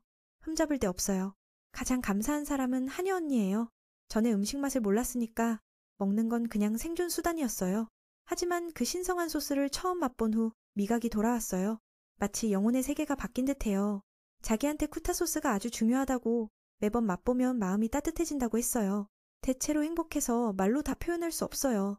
듣자마자 그 할머니도 이 귀여운 아이를 위해 기뻐했어요. 설명하면. 주키의 마음이 이미 따뜻해져서 소스의 맛을 느낀 거예요. 이건 히토요 씨가 처음으로 제공한 따뜻함을 떠올리게 해요. 그의 따뜻함 덕분에 맛이 더해졌어요. 감정이 넘치자 갑자기 주인이 어깨를 두드리니 그녀가 깜짝 놀랐어요. 이건 최고의 살수에게 거의 불가능한 일이에요. 그래서 그녀는 쿠타 아저씨가 전설이라고 확신했어요. 그리고 부부는 주키를 초대해 새 소스 레시피를 맛보게 했어요. 듣자마자 한여 언니는 순종적인 강아지가 됐어요. 천천히 맛보니 첫 입에 이미 엄청나게 맛있었어요. 그날 저녁 그 커플은 아주 즐거운 식사를 했어요. 먼저 쉬게 해. 설거지는 내가 할게. 그는 소파에 누워 지나간 일들을 생각하며 그 귀여운 한여 언니가 전 살수였다니 믿기지 않아요. 그녀의 조직에 대해 물어보고 싶지만 그녀를 힘들게 할까 봐요. 기억나. 만약 그녀가 말하고 싶지 않으면 그냥 넘어가요. 갑자기 어머니가 집을 떠날 때의 모습이 떠올라요. 그해 리코는 어머니를 따라갔고 민우는 아버지를 따라갔어요. 이별이었지만 어머니는 언제든지 찾아올 수 있다고 했어요. 그렇게 알지만 오랜 시간 떨어지니 슬펐어요. 갑자기 깨어나 보니 자신을 주키가 안고 있었어요. 그 아름다운 언니는 주인님이 꿈에서 올자 걱정했어요. 그는 아직 완전히 깨지 않았지만 가슴 앞에 부드러운 걸 만지자 깜짝 놀라서 떨어졌어요. 미안하다고 했고 한여 언니는 이상한 꿈을 꾼 거라고 말했어요. 문제없어요. 듣자마자 주키는 그가 편안히 잘 수 있게 도와주고 싶었어요. 이전처럼 내 무릎에 기대라고 했어요. 그는 주인이 롱싱크드에 대해 조사하는 걸 우연히 보고 물었어요. 그는 그녀에 대해 더 알기 원하지만 부끄러워서 말 못했어요. 그녀도 조직에 대해 잘 모른다고 했어요. 전에 스승님이 시키는 대로만 했으니 어떤 그룹에 속한 건 신경 안 썼어요. 물론 다른 멤버를 몇 번 만났지만 이름조차 모르죠. 결국 한여 언니가 말하지 않은 게 아니라 할 말이 없었어요. 게다가 그땐 지금과 달랐어요. 그녀는 오로지 생존만을 원했어요. 다른 건 다 무시했죠. 심지어 자신까지. 유일한 걱정은 임무를 못 마치면 스승님이 실망하는 거예요. 그렇게 되면 자리가 없어지죠. 그게 그녀가 지금 인간 세상에 적응 못하는 이유예요. 새벽, 새 지적인 아침 햇살, 이 모든 게 낯설어서 꿈인 줄 알았어요. 한여 언니는 언젠가 이 삶에 익숙해지고 싶어요. 그렇게 되면 히토유 씨가 원하는 평범한 사람이 될 수 있어요. 이 생각에 주키는 기뻐요. 그 청년도 마찬가지예요. 매일 아침 일어나서 그 언니를 보니 안심돼요. 그리고 이 집을 선택해준 걸 감사해요. 여러 일들이 있었음에도 마음을 털어놓으니 마치 고백처럼 느껴져서 부끄러웠어요. 한여 언니는 왜 그가 무릎에 기대게 했는지 이유를 말했어요. 이게 히토요 씨에게 도움이 된다는 느낌이 들어요. 그래서 앞으로 악몽을 꾸면 언제든 내 무릎에 기대도 돼요. 민우는 이 말에 정말 평화로워요. 주키가 어머니의 자리를 대신한 듯해요. 며칠 후 한여 언니가 혼자 장을 보러 갔는데 주위 사람들이 쳐다봤어요. 이유는 귀여운 얼굴과 영화 같은 옷차림 때문이에요. 한 소녀가 달려와 말 걸었어요. 자신은 그녀를 항상 주의했다고. 물어보니 그 애는 이 한여 복장을 정말 좋아해서 그녀처럼 되고 싶대요. 듣자마자 주키는 누군가 자신을 좋아해서 기뻐했어요. 그 소녀는 이 옷을 어디서 샀는지 물었어요. 보통 사람은 절대 안 입으니까. 그 말은 항상 평범해지고 싶은 그녀의 마음을 직격했어요. 그래서 생각에 잠겼어요. 히토유 씨가 근처에 있길래 그녀를 데려갔어요. 한여 옷이 평범하지 않은가 봐. 그런데 그동안 내가 몰랐네. 새 옷을 사러 가는 날.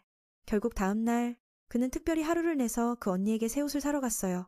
놀랍게도 리코와 그레이도 함께 있었어요. 메시지로 물어보니 결정됐어. 여동생은 쇼핑에 대해 물어보고 나서 함께 가기로 했어요. 문제는 왜 그 언니가 함께 서 있는지예요. 화가 나서 그레이는 그 커플의 대화를 엿듣고 따라가고 싶어졌어요. 히토요 씨는 엿듣는 걸 금지했어요. 집안에서 한여 언니도 놀랍게도 그 애는 아직 집안에서 도청장치를 숨겼어요. 한여 언니도 사과했어요. 다 파괴했다고 생각했는데 그런데 거실에 하나가 남아 있었어요. 그녀는 딸을 위한 옷을 고르자면 누군가 도와줘야 한다고 했어요. 민우는 혼자서 할 수 있을지 모르니까. 그는 이 팀이 불안하지만 이미 왔으니 함께 가기로 했어요. 리코는 그 아름다운 언니도 살수라는 걸 알아차리고 놀랐어요. 그 귀여운 여동생을 보니 그레이도 안아주며 친해졌어요. 그 애는 이 아이가 형처럼 재미있고 귀엽다며 좋아했어요. 왜 이 집 아이들은 살수를 안 무서워할까? 그 후 모두 리코가 추천한 가게로 갔어요. 평범한 옷 사러 간 줄 알았는데 그 애는 다른 한여 옷 가게로 데려갔어요. 전체적으로 예쁘긴 하지만 얘 돈만큼 안 어울려요. 히토요시는 여동생의 취향을 막을 수 없어요. 주키는 이 옷이 전에처럼 유연하게 움직이지 않는다고 했어요. 대신 아주 귀엽다 보니 리코가 그레이에게 선물하기로 했어요. 재밌게 놀다 보니 다른 구역으로 가서 눈을 멀게 할 만한 걸 사자고 했어요. 민우는 이걸 입고 거리로 나가면 큰일 날 거라 생각해서 포기했어요. 주키도 그럴 수 없어요. 칼을 많이 숨길 수 없으니까. 그는 이제 그녀가 살 수 일을 그만뒀는데 왜 무기를 가져야 하는지 물었어요. 언니가 밝은 미소를 지으며 칼이 옆에 있을 때만 진정으로 안심된다고 말해요. 그렇게 말하니 그냥 받아들이고 아무 의견도 내지 않았어요. 그 애가 저 두 명에게 장난 그만두라고 조용히 일깨워줬어요. 그 다음 그들은 옷가게로 가서 시험해봤어요. 한여의 완벽한 몸매가 옷을 입으니 정말 아름다워요. 특히 수영복이 몸의 곡선을 완벽하게 드러내서 그레이가 불편해졌어요. 리코가 언니를 마치 모델처럼 비유했어요. 맨에게 어떤 스타일이 좋을지 물어보니 하얀 드레스가 딱 맞을 거라고 눈에 띄지 않게 세련되게 생각했어요. 그 말을 듣고 그 애가 질투하며 바로 대답하네. 아마도 미리 머릿속에 그려둔 거겠지. 오랜 시간 씨름한 끝에 마침내 몇 벌을 정했어요. 선택 대신 매니주키가 시험한 모든 옷을 다 가져가기로 했어요. 그 집이 정말 부유하니 쇼핑은 별로 비용이 안 들었어요. 그럴 겸 곧 할로윈을 맞춰 그 소녀들에게도 놀러갈 옷을 사줬어요. 리코가 흥미롭게 형을 위해 의상을 고르고 싶어 했어요. 맨이 놀라며 올해도 할 거냐고 물었어요. 엄마가 이날을 몹시 기대하신다고 알았으니 모두 자기 옷을 사서 할로윈을 준비했어요. 주인님의 작은 딸이 너무 기뻐하니 하녀도 함께 기뻐했어요. 히토유 씨가 우연히 공포 영화를 상영하는 걸 보고 같이 보러 가자고 했어요. 그 애가 이런 장르를 꽤 좋아해요. 하녀 언니는 영화를 본 적이 거의 없어요. 극장은 일터였으니 그냥 떠났지 머물지 않았어요. 그 말이 너무 무서워서 히토요 씨도 그냥 평범한 척했어요. 잠시 후 4명이 영화를 보니 3명은 즐겁고 1명은 골아떨어졌어요. 시체가 고기를 먹는 장면을 보니 주키가 다른 소녀들처럼 겁에 질렸어요. 그때부터 그들은 주키가 좀비를 무서워한다는 걸 알아냈고 리코는 이해가 안 갔어요. 개인 실력으로 보면 언니가 그놈들을 쉽게 처리할 수 있을 텐데 그 소녀가 시체의 악취가 너무 무섭다고 설명했어요. 둘째, 시체지만 걸어다니니 죽여도 안 죽어서 무서워요. 이 장면을 보니 맨은 언니가 정말 순진하다고 생각했지만 과거에 죽인 자들은 다시 살아나지 않았으니까요. 그 청년이 세상에 그런 무서운 건 없다고 설명했어요. 그레이가 너무 웃겨서 톱 클래스의 암살자가 좀비를 무서워하다니 정말 이상해요. 집으로 가는 길에 히토요시가 두 아이에게 케이크를 사줬고 리코가 좋아했어요. 그 애도 언니에게 먹여보니 정말 맛있었어요. 그레이가 따라하며 청년에게 먹여주려 했지만 거절했어요. 그들의 친밀한 놀이 장면이 같은 반 친구를 부러워하게 했어요. 주키가 보니 덩치 큰 놈이 나카에게 너무 여유롭게 행동한다고 일깨웠어요. 히가문의 사람에게는 그렇게 해서는 안 된다고. 그들도 암살자 같아서 그 여동생은 항상 주변을 주의하라고 배웠어요. 둘이 훈련 가는 길이니 개인적인 즐거움은 잠시 미뤘어요. 나카는 치가 시간을 내서 훈련시켜줘서 정말 감사해요. 4명은 누가 지켜보고 있는지 모르고 다음에 다시 놀자고 약속했어요. 그레이가 그 여동생을 정말 아끼니 언제든지 오케이 했어요. 언니는 집이 다른 방향이니 작별 인사했어요. 맨은 여동생을 엄마 집에 데려다주고 주키는 집에 가서 밥을 준비했어요. 갑자기 그녀가 누군가 자신을 따라오고 있다는 걸 느꼈어요. 거울에 비춰보니 그녀는 슬퍼하며 오늘 같은 날이 올 줄 몰랐어요. 집으로 가는 길에 그녀는 자주 입던 한여 옷과 옛 주인의 모습을 떠올렸어요. 그분이 과거 주키에게 이 선물을 주셨으니 그녀가 입었어요. 누가 알았을까. 이제 꿈을 추구하니 포기해야 해서 슬퍼요. 그렇게 주키는 과거를 회상하며 돌아갔어요. 잠시 후 집에 도착하니 이유 없이 그녀는 옛 옷을 선택했어요. 바깥에 비가 올 기미가 보이니 주키는 히토요시가 젖지 않게 준비했어요. 모치 아기는 여느 때처럼 장난꾸러기라 누가 있으면 놀자고 해요. 오늘 그 커플이 아침부터 나가서 걔는 혼자라서 좀 장난쳤어요. 그 뼈조각의 침으로 흥건했어요. 지금 히토요시가 안 왔으니 주키는 옷을 빨지 못해 망설였지만 결국 모치의 장난감을 깨끗이 하기로 했어요. 그 말을 듣고 이해했으니 그냥 수건을 다른 곳으로 가져갔어요. 바깥에서 맨이 돌아가다 번개가 치니 언니가 걱정됐어요. 결과적으로 집에 전기가 끊기고 바깥 소리가 한여에게 영화를 떠올리게 했어요. 모치가 그 소중한 수건을 숨기려 하다 벽에 걸렸어요. 결과적으로 망가졌고 물통을 엎질러 이상한 소리를 내 주키를 놀라게 했어요. 정말 백낭시 같지만 그녀는 여전히 사람이라서 좀비가 잡을까봐 문을 열지 않았어요. 잠시 후 강아지가 잡아먹힐까봐 그녀는 용기를 내 칼을 들고 갔어요. 그런데 개가 그 수건을 물에 젖은 채로 던져 그녀를 완전히 놀라게 했어요. 결과적으로 히토유시가 돌아왔을 때 모치의 수건이 여러 조각으로 잘려서 슬펐어요.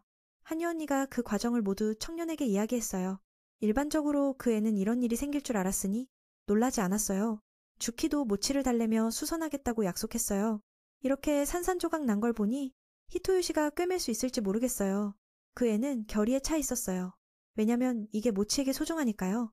이 일 외에 히토유시가 왜 그녀가 한여 옷을 입는지 물었어요. 언니가 그 옷을 싫어하는 줄 알았지만 그렇지 않아요. 모두와 함께 쇼핑하며 옷을 고르는 건 정말 행복했어요. 그저 이 선물을 포기할 수 없어요. 그녀는 과거의 주인님을 암살자 겸한여로 섬겼다고 이야기했어요. 지금 입은 옷이 바로 옛 주인의 소중한 선물이에요. 비록 그분이 세상을 떠났지만 그녀는 여전히 존경해요. 그리고 이 한여 옷이 두 사람을 연결하는 유일한 거예요. 세상을 떠나기 전에 그분은 주키가 평범한 삶을 살기를 응원했어요. 그때 주키는 그 말의 의미를 제대로 이해하지 못하고 주인을 암살자로 섬겼어요. 점점 이해가 돼서 그분을 더 소중히 여기게 됐어요. 히토유시를 만나서야 모든 게 점점 이해가 됐어요. 그래서 그분을 더 소중히 여기게 됐어요.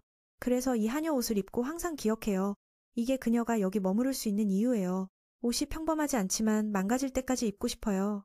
히토요시가 그런 생각이 이상한지 물었어요. 그 애는 이 바람이 아주 정상이라고 생각했어요. 언니는 암살자처럼 좀비를 무서워하는 게 정말 터무니없다고 느꼈어요. 그 애가 그레이의 말에 신경 쓰고 있으니 본인도 전혀 이상하지 않다고 했어요. 원하는 옷을 입는 건 진짜 평범한 사람처럼 보이게 해요. 세상에 없는 걸 무서워해도 누구나 각자의 두려움이 있으니 이상하다고 할 수 없어요. 그 애가 그녀에게 감정에 대해 가르쳐주니 그녀가 이해했어요. 평범한 사람이 되는 꿈은 그녀만의 방식으로 실현할 수 있어요. 딱딱하게 하지 말고. 그 말을 듣고 주키가 아주 기뻐했어요. 게다가 모치가 지지해줬어요. 밥 먹을 시간이 되니 수건일은 입고 미친 듯이 뛰어다녔어요. 밥 먹을 시간이 되니 수건일은 입고 미친 듯이 뛰어다녔어요. 히토유시가 그 찢긴 담요가 개를 집에 버려둘 때 함께 있었던 거라고 알아챘어요. 아마 어릴 때부터 함께 있었을 거예요. 히토요시가 이 수건이 모치가 부모를 기억하게 하는 거라서 아무도 빨지 못하게 한 거라고 생각했어요. 그 말을 듣고 주키는 그 물건을 꼭 복원하고 싶어졌어요. 저녁 먹기 전에 그녀는 모치의 감정을 어느 정도 이해했어요. 왜냐면 자신도 한여 옷을 잃고 싶지 않으니까요. 그녀의 머리에 걸린 종이 헤어진 여동생과 연결되는 거예요. 그 말을 듣고 히토요시가 그녀도 자신처럼 여동생이 있다는데 놀랐어요. 다음 날 그들은 이 이야기를 그레이에게 해서 여동생을 찾아달라고 부탁했어요. 그레이가 알 줄 알았으니 히토요시가 안드로메다를 초대했어요. 누가 알았을까 그 애가 너무 영리하게 모른 척했어요. 이 사건의 유일한 단서는 목에 걸린 종과 이름화뿐이니 누가 찾아낼 수 있겠어요. 그레이는 라면을 좋아하니 핑계로 히토요시에게 사주게 해서 돈 아끼려 했어요. 순식간에 그녀가 특별 라면을 다 먹었고 두 사람은 이제야 준비했어요. 그 애가 이곳의 순수한 맛을 절대 잊지 못할 거라고 했어요. 주키도 이 국물의 맛을 자신처럼 느끼길 바래요. 돌아보니 그녀가 좋아하는 소스를 잔뜩 부어서 라면을 먹었어요. 아직 행복한 표정을 지으며 고양이 암살자가 화가 났어요. 라면을 먹을 때는 국물의 맛을 온전히 즐겨야 해요. 먹고 나서 그들은 연료를 채우러 갔지만 부부인이 요즘 학생들이 너무 사서 없다고 했어요. 그 말을 듣고 주키가 충격받았어요. 히토요시가 쿠타 축제가 다가오니 사람들이 다 사는 거라고 알아챘어요. 주인은 사과하며 지금 주문해도 최소 일주일 걸린다고 했어요. 그 말을 듣고 주키의 기분이 완전히 떨어졌어요. 그래도 부부인에게 항상 맛있는 소스를 만들어줘서 감사하다고 했어요. 남은 연료로 그녀가 일주일을 버틸 수 없을 거예요. 그래도 주키는 그걸 마지막 순간까지 소중히 여겨야 한다고 생각했어요. 히토요시도 다른 일로 화제를 돌려 그녀가 덜 걱정되게 했어요. 여동생을 만난다면 먼저 뭐라고 할지 물었어요. 주키는 과거 기억이 흐릿해서 여동생의 얼굴조차 희미하게만 기억나요. 부모님의 모습은 거의 사라졌어요. 깨달았을 때는 이미 외로운 암살자가 돼 있었어요. 이종만이 그 연결고리예요. 이종만이 그 연결고리예요. 이건 엄마가 두 자매에게 준 선물이에요. 언제든 이걸로 가족을 찾을 수 있을 거라고 믿으셨어요. 아쉽게도 10년 동안 아무런 단서도 못 찾았어요. 게다가 그녀는 여동생이 자신을 미워할까봐 마주하기 두려워요. 지금은 유일한 가족이 행복하게 사는 것만 바래요. 히토요시가 그녀를 기쁘게 하기 위해 뭔가를 해야겠다고 생각했어요. 그들의 이야기가 같은 반 친구들에게 들렸고 다가와 물었어요. 주키의 여동생은 분명히 예쁠 거라고. 왜냐면 그녀가 마치 슈퍼모델처럼 보이니까요. 타이가는 코바치와 히토요시와 평소에 친해요. 그들은 방금 특별한 서명판을 당첨받았다고 말했어요. 나스카 가수가 쿠타 축제에 참가할 거래요. 더 중요한 건 그 커플이 너무 친해 보인대요. 히토요시 주변에 여학생만 있으니 두 애가 좀 부러워했어요. 그래도 타이가는 히토요시가 가족이 온 후로 얼굴이 밝아졌다고 기뻐했어요. 중학교 때 그 청년은 항상 긴장된 상태였어요. 코바치가 그때 일들을 이야기했어요. 예를 들어 아버지와의 반항과 10대 증후군. 그들이 자신을 깎아내리자 히토요시가 막았어요. 하녀는 이해가 안 되니 히토요시가 여름에 겨울 코트를 입은 예를 들었어요. 학교에서 그 애만 그럴 수 있었어요. 그 말을 듣고 주키는 갑자기 소년의 변화를 기뻐했어요. 가장 눈에 띄는 건 함께 살며 집을 청소하는 거예요. 항상 깨끗하니 중학교 때처럼 더러웠던 건 아니에요. 히토요시가 타이가의 입을 막았어요. 누가 알았을까? 중요한 디스크를 떨어뜨렸어요. 주키가 재빨리 가방을 던지며 막았지만 보물이 소리를 내며 떨어졌어요. 결과적으로 마지막 소스가 다 날아가서 그녀가 너무 충격받아 그날 밤 슬픈 꿈을 꿨어요. 다음 날 히토요시가 언니를 확인하니 이제야 일어나서 기색이 최악이었어요. 자신이 쿠타병을 싫어하는 꿈을 꿨다고 했어요. 그 애가 어쩔 수 없었어요. 그런데 언니가 꿈속에서 소스 친구를 상상했어요. 정말 환상적이네요. 청년이 주문했으니 다음 주까지 참으라고 했어요. 물론 주키는 이해하지만 없으면 먹지도 못하고 잠도 못 잘 거예요. 그리고 정말 그랬어요. 다음 이틀 밤에 하녀 언니는 악몽을 꾸며 주인 방으로 와서 같이 자고 싶어 했어요. 그녀가 꾼 꿈이 너무 무서웠어요. 히토요시가 내일 시험을 위해 밤새 공부해야 하니 좀 난감했어요. 그래도 그녀와 이야기할 수 있으니 여기서 공부하며 말할게요. 그녀는 히토요시가 주변 모든 걸 신경 쓰는 사람이라고 했어요. 그런 칭찬을 듣고 히토요시도 기뻐했어요. 누굴 싫어한 적 있냐고 물으니 그 애는 그렇게 나쁜 사람은 없다고 생각했어요. 만약 있다면 가족을 갈라놓은 아버지일 거예요. 완전히 싫어하는 건 아니지만 그들의 관계는 좀 멀고 이해가 안 돼요. 그 말을 듣고 주키는 과거에 여동생이 자신에게 싫다고 한 말을 떠올렸어요. 그래서 그녀는 방으로 가겠다고 공부 방해한다고 했어요. 그 애가 보니 언니가 잠을 못 잘까봐 걱정됐어요. 잠시 후 하녀는 소스병이 자신과 여동생을 버렸다고 꾸며 혼내는 꿈을 꿨어요. 그건 주키가 사람을 죽이기만 하니 그런 거라고 했어요. 쿠타소스가 지적하니 지금도 히토요시 가족을 방해하고 있어요. 그 애는 리코가 있으니 실제로 신경 쓸 필요 없어요. 회상하면 주키는 7살에 이미 15개 언어를 할 수 있는 신동이었어요. 이건 주키의 부모님이 통역사로 일하신 덕분이에요. 그 따뜻한 유산이 그녀의 삶을 빛내고 있어요. 유명세에도 불구하고 그녀가 유일하게 아끼는 건 부모님의 미소예요. 그게 그녀의 모든 행복이었죠. 행복이 영원할 줄 알았는데 현실은 그렇지 않았어요. 주키가 8살이 되던 해 커다란 비극이 그녀의 인생을 완전히 바꿔놓았어요. 생일 파티 중에 갑자기 방문객이 찾아왔고 문을 열자마자 부모님이 악당에게 영원히 사라지셨어요. 그들의 목표는 천재 같은 주키를 납치하는 거였어요. 그래서 주키는 부모님의 죽음이 자기 탓이라고 생각했죠. 심지어 여동생까지 관련됐어요.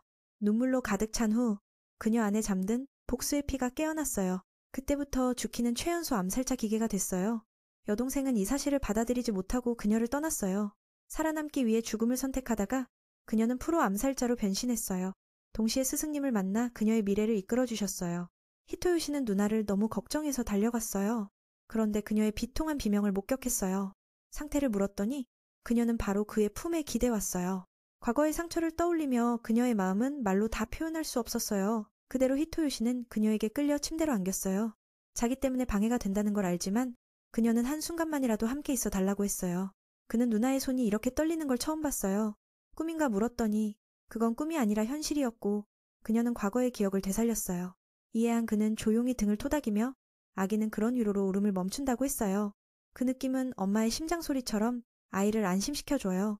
이건 히토요시가 자기 엄마에게서 배운 거예요. 주키는 그의 진심을 느꼈고 덕분에 더 편안해져서 잠들었어요. 다음날 학교에 가니 타이가는 주키가 쿠타클럽에 대해 전혀 모르는데 놀랐어요. 그녀는 그냥 평범한 축제로 생각했어요. 그건 맞지만 훨씬 더 커요. 그건 맞지만 그녀가 생각한 것보다 훨씬 더 크고 거대해요. 다가오는 이벤트에서 올해 가장 큰 전통축제가 열릴 거예요. 그건 스포츠, 음악, 문화 같은 분야를 포함해요. 클래스들이 등록해서 경쟁할 거예요. 서로 겨루며 최고의 순위를 차지하려고요. 우승 클래스에게는 특별한 쿠타초 VIP 소스가 상으로 주어져요. 듣고 나니 주키의 입에 침이 고이네요. 그녀는 쿠타 소스를 몹시 갈망하고 있어요. 코바치는 1학년으로서 선배들에 비해 이기기 힘들다고 생각해요. 보통은 학생회에서 매년 이겨요. 가장 어려운 건 학급 점수를 유지하는 거예요. 듣고 나서 그녀는 최근 시험에서 공부도 안 했는데 겨우 통과했다고 자랑했어요. 하지만 그렇게 밝은 얼굴로 말하니 민우는 속으로 아파하면서 쿠타 평가에 시험 점수가 영향을 준다고 알려줬어요. 클래스 총 점수는 학생들의 평균 점수를 더해 계산해요. 그래서 실력이 좋을수록 점수가 쌓이고 우승이 쉬워져요. 문제를 깨닫고 주키는 자기 때문에 기회가 줄어든다고 느껴서 어떻게 해야 할지 모르겠어요. 타이가는 점수가 낮으면 실기에서 열심히 하자고 생각해요. 듣고 나서 그녀는 기운을 내요. 가장 재밌는 순간이에요. 아마도 점심때일 거예요. 좋아하는 빵을 친구가 가져다 줬으니까요. 그레이는 보통 2개 가져오지만 요즘 스케일시안이 하나만 있어요. 이 빵 없으면 매네하녀 언니가 한 주도 못 버틸 테니 고마워하라고 해요. 주키는 먼저 감사 인사를 했고 상대방은 기분이 이상해졌어요. 암살자 꼴찌가 백낭슈에게 존중받는 날이 올 줄이야. 그녀는 맨을 납치한 일은 이미 잊어버린 것 같아요. 그레이도 그들을 쫓아내며 시험 채점 중이라고 해요. 그리고 뒤이는 클래스 우승을 위해 어떤 요소가 필요한지 물었어요. 암살자로서 그녀라면 쉽게 할 수 있을 테니 안심해요. 이 이야기를 듣고 친구는 하녀가 쿠타클럽에 등록할 수 없다고 해요. 이유는 체육시험에 이름을 안 썼기 때문이에요. 선생님으로서 그레이는 규칙대로 점수를 취소해야 해요. 주키는 충격받았어요. 전에 봤을 때 이름이 없어서 이상했는데 끝까지 남겨둘 줄 알았어요. 그런데 점수도 안 주고 평균에도 못 미치니 실기까지 더하면 통과 못할 거예요. 하지만 이제 너무 늦었어요. 그레이는 그녀가 이름을 쓰게 제안해요. 주키는 방금 감사 인사를 취소하고 선생님이 착한 줄 알았는데 패티하단 생각이에요. 그레이는 탈락 안 하려면 다음에 안드란맨이 금지한 쿠타 소스를 음식에 넣지 말라고 요구해요. 듣고 나서 히토요시는 어이가 없어요. 왜 그런 걸 신경 쓰는지 모르겠어요. 백낭슈에는 거래를 거부하고 다른 방법 없다고 말하며 마법처럼 이름 쓰러 갔어요. 그레이는 이게 무슨 상황인지 이해 안 돼요. 설명을 요구해요. 주키는 내가 안 그랬어. 매니 함께 말하길 선생님이 눈이 피곤해서 원래 이름이 있었던 거라고 해요. 그의 말솜씨가 너무 좋으니 그레이는 포기하고 이번만 넘어가요. 민우는 그 후에 하녀. 언니가 어떻게 그렇게 빨리 이름을 쓴 건지 놀라요. 실은 주키가 다른 친구의 도움으로 낙하를 도왔어요. 끝나고 숨었는데 친구가 발견했어요. 그녀는 도와줘서 감사하다고 하니 그 애는 부끄러워하며 자신이 동경하는 사람을 위해 문화제 우승 계획이 있다고 말했어요.